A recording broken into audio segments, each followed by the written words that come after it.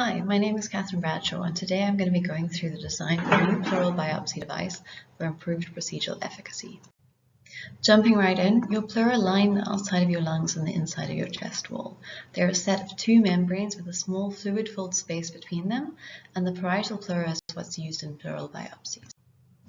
TB is the leading cause of death in South Africa, and in 2022, the World Health Organization estimated that 280,000 people fell ill with TB, which is roughly 0.5% of our population. There were 54,000 deaths, which is roughly 1 every 10 minutes in the year, and of these, 23% were not previously diagnosed. There is also a big correlation between TB and HIV in South Africa, where 57% of those with TB are also HIV positive. What you might not know about TB is that in 15 to 20% of cases, TB involves organs other than the lungs, the most common of which is your pleura, which we refer to as TB pleurisy. However, in HIV positive patients, the likelihood of TB pleurisy rises to 70%, which gives us roughly 90,000 cases yearly in South Africa. Pleural biopsies are considered the gold standard for diagnosis of TB pleurisy, but they aren't limited to this, and they are still regularly used for diagnosing many other diseases such as malignancy and congestive heart disease worldwide. The most common biopsy method is a cutting needle biopsy, where a needle is inserted between the patient's ribs and a piece of the parietal pleura is removed. They are very cheap and easily accessible, which is why they're the first choice. However, this procedure relies heavily on the doctor's skill at locating the pleural space in a very Goldilocks tale. If you go too deep with the needle, you risk causing damage to the lung, and in up to 18% of cases, this can lead to a complete collapse of the lung, which can be fatal.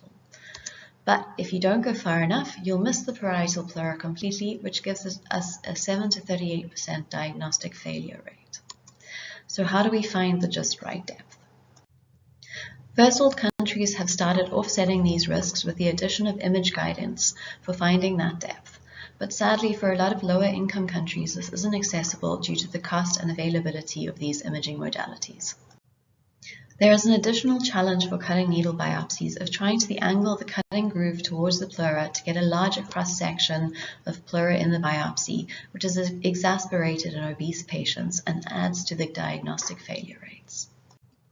This is where we come in, with a novel low-cost cutting needle that has embedded sensors costing about $1 that will alert the doctor when the needle tip reaches the pleural space. The goal was to avoid the need for any other equipment other than the needle itself, and to keep the cost as low as possible in the design. So everything is integrated into the needle you see here. The essence of the cutting needle procedure has also been kept similar with this design to help with the learning curve and the adoption of this new needle in smaller and more rural spaces.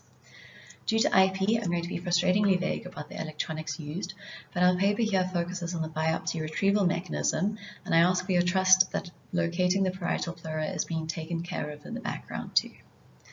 The first big design change here is a 45-degree bend to the entire needle and a longer length for easier alignment of the cutting window with the pleura. The second change to look at is the blunting of the needle tip, which is also manufactured in a hard plastic to minimize any potential damage to the lung in any failure of the electronics or misuse.